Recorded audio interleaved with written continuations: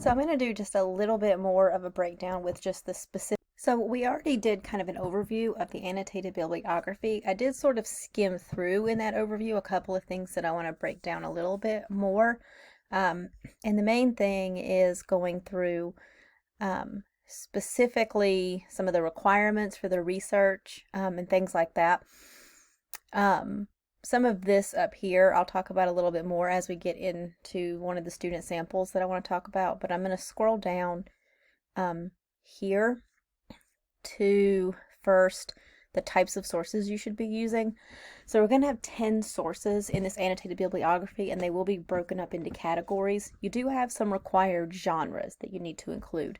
The first one is you need to include a book or a book chapter that needs to be accessible. So no, I guess like linking to the like Amazon book with the like preview. If you're going to talk about the whole book, then you, in that summary, then you cite the whole book with the MLA or APA citation, and you talk about the whole thing. If you're only going to talk about a relevant chapter, which is fine, then you cite it as a chapter. No, I do make a note of no book reviews or government documents for this requirement because we will be trying to find these book sources through the library database.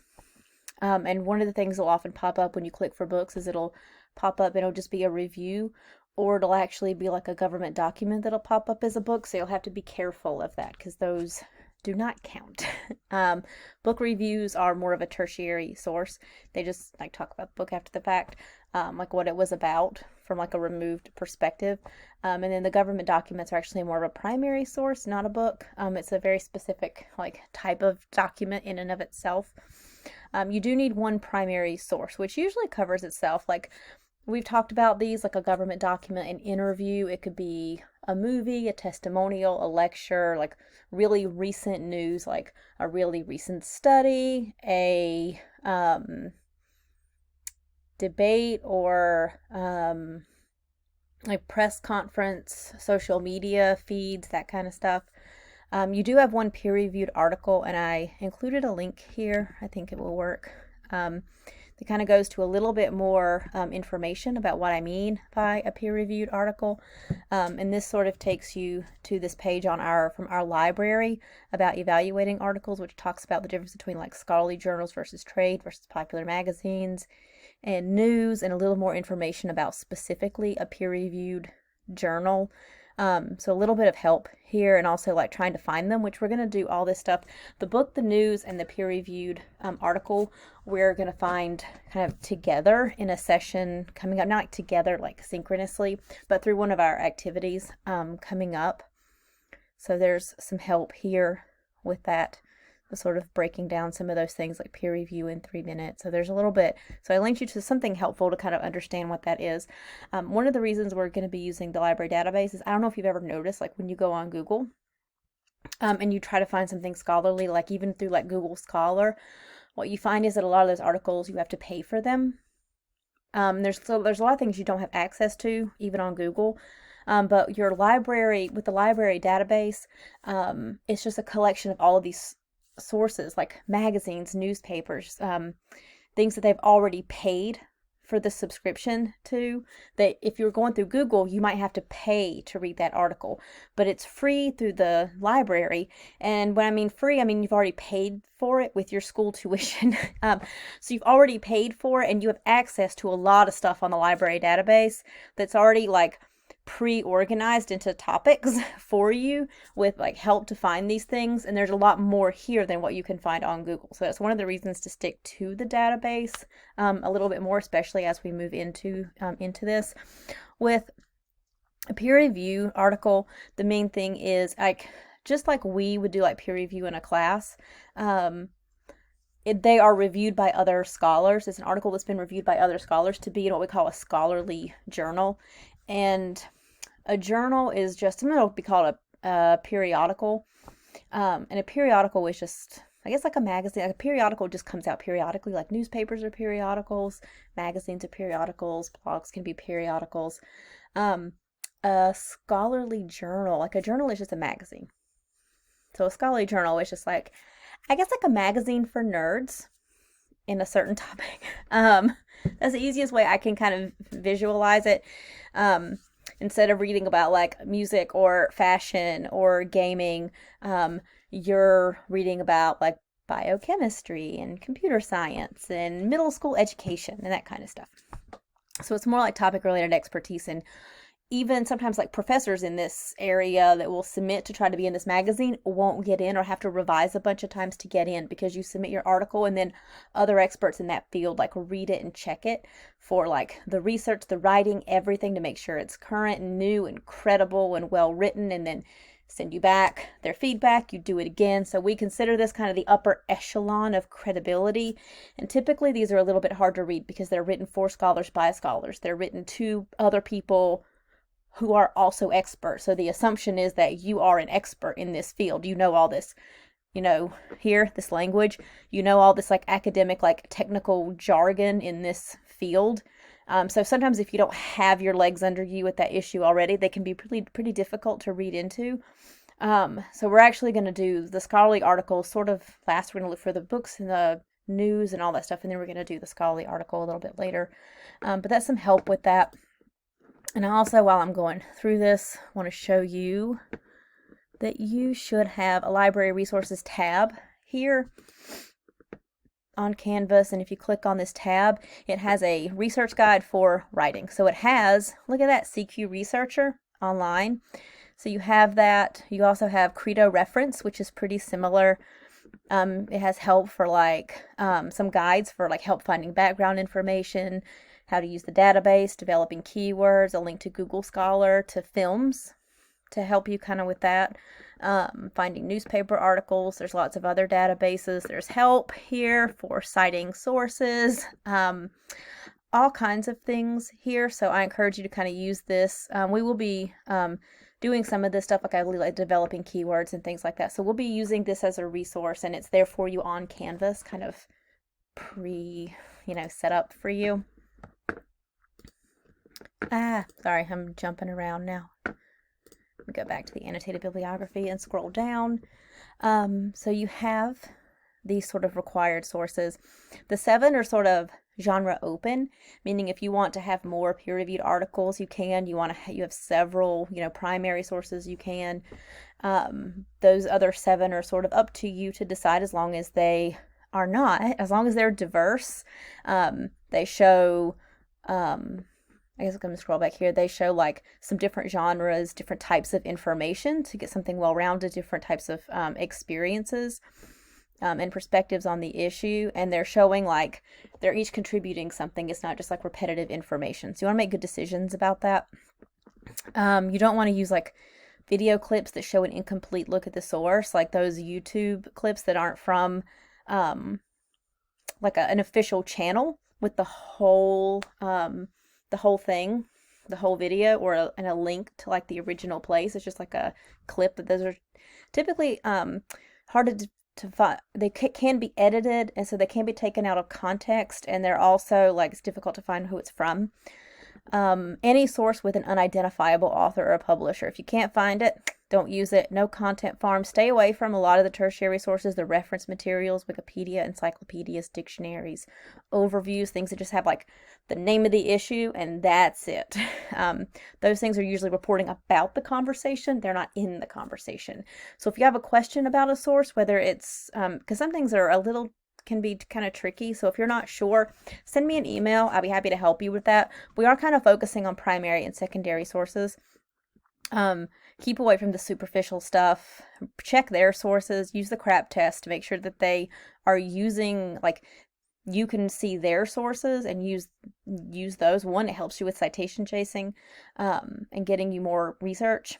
2, they should be using credible research if you're citing them. Also, sources that are repetitive and not adding something new. So those are kind of the rules for how the research is going to go.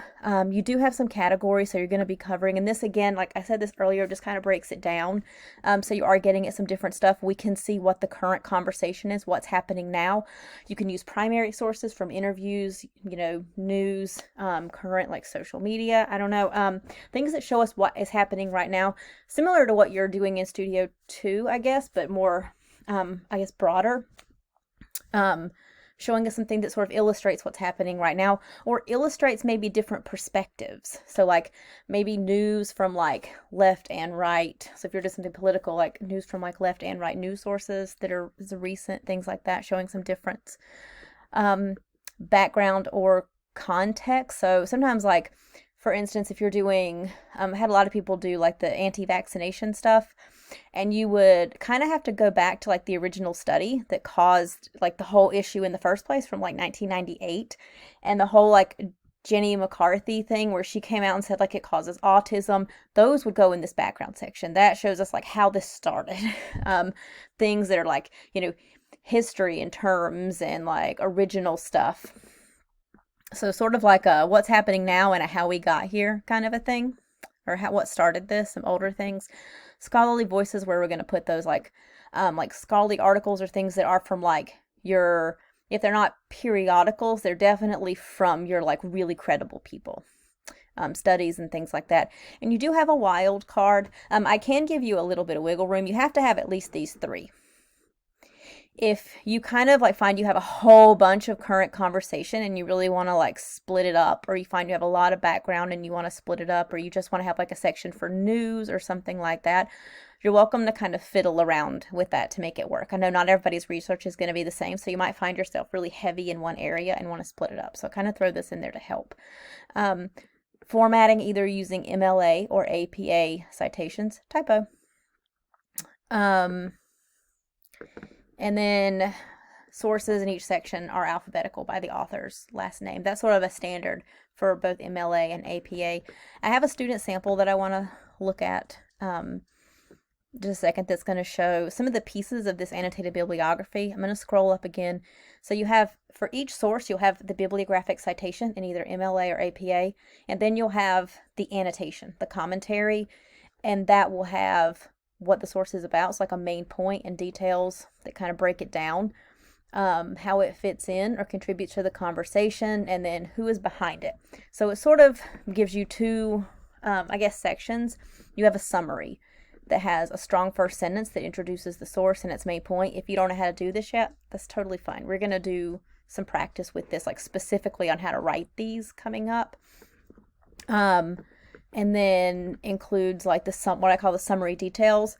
So the first sentence, it says like this periodical and then the main point, or this news article and the main point, and then the details about how they accomplished that main point. And then you have sort of how it fits in the conversation, and I have an example for that. And then the credibility is research and talk about the author and the publisher. So whether that author or publisher has a bias, if they have publications or expertise, maybe if that like publication or news, if it's a news source, like leans right or left, that kind of thing. I'm going to look at this example. And here's a sample I've sort of marked up, and I'm happy to share this. I just sort of did it for this video. I'm using a previous student example, and they have, from the assignment sheet, I'm going to show these different things. The formatted title, which has the actual like question, how has YouTube's changing copyright system impacted the creators, and then an annotated bibliography. They have the introduction, which answers those 3 questions that you have to answer. What is the issue? What is the reason? So these issues have changed the way both YouTubers and digital media companies operate on the site. So the reason why it's worth looking into, and then what the inquiry question is. This research will explore how YouTube's changing copyright system has impacted the creators. It will analyze the issues and investigate possible solutions. So if you look through this, it gets into just like kind of what the issue is. YouTube has by far become the industry leader in delivering online video content, essentially having a monopoly on the space. YouTube's mission statement is to give everyone a voice and show them the world. However, the site has been plagued with numerous issues over the last couple of years, mainly in copyright and demonetization. So here you can see this is the issue. Here's like why it's worth looking into. Here's what this research is going to do. In a nutshell, super, super short. Hits those 3 points. What is the issue? Why is it worth looking into? What is the reason for it? And then what is your question, basically? What are you trying to figure out? I did kind of note that these sections are based on a previous assignment. So your sections are a little bit different, so you need to go to the assignment sheet for that, but yours are broken up in categories. Your sources are broken up in categories. But these are MLA citations here, and then the paragraph. So here you have a strong first sentence that names the type of source and gives the main point. In this peer-reviewed article, Lara Zapata-Kim goes over YouTube's 2 systems of protecting copyright, DMCA and Content ID, and if they have been effective and ineffective. This is all the summary details. Kim breaks down this. Let's see. I'm not going to read this whole thing to you, but I'll share this link so you can kind of go over it. This article is relevant, so getting into like what it contributes to the conversation. This article is relevant because it discusses the issues with Content ID, the second copyright giver in the system, and it gives a little bit of information on her credibility and background. Something we'll practice is really maintaining that objectivity. So this is something we will practice, but I did sort of note it here in the example as well. Notice how, like, if you read through this, you cannot really get a sense of a writerly presence. You could not tell if this person writing this was really like for, against, like, liked anything. Everything is like deferred to the author or the text. She begins, the author argues, the clickbait headlines work, bringing in readers.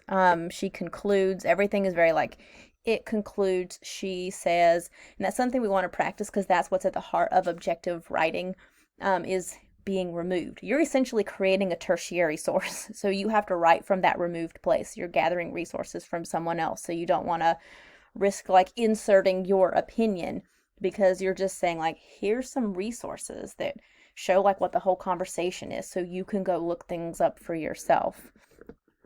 So again, I will include this link for you to come back to this later, but I wanted you to just sort of see what an annotated bibliography looks like.